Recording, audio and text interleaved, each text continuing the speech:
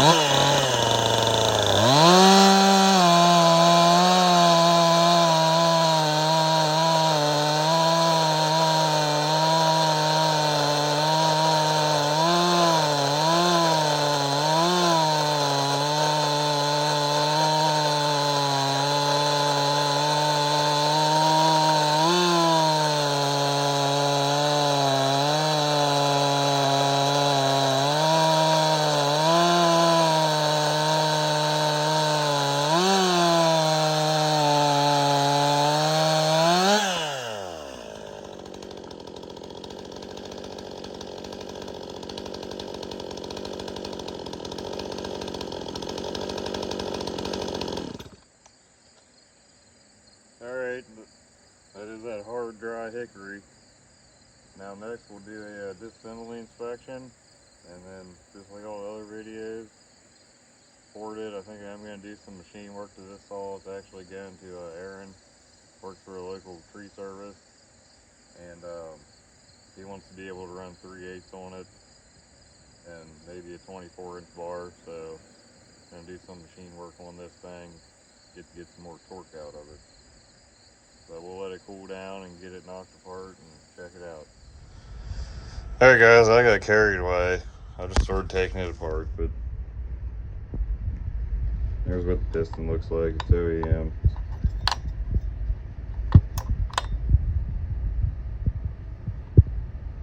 It's not bad.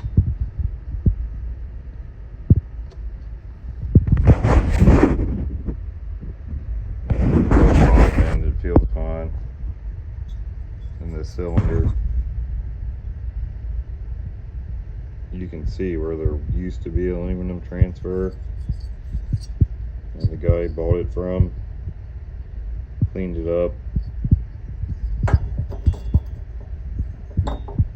I know it looks bad, but it's really not. It's nice and smooth. That's just where the aluminum was riding on top of the plating. It is not like where it looks really bad right there.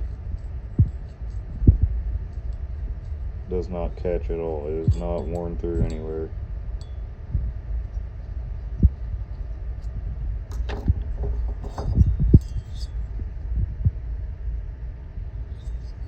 So we'll set the degree wheel up and time it. I'm going to do this all with base gasket.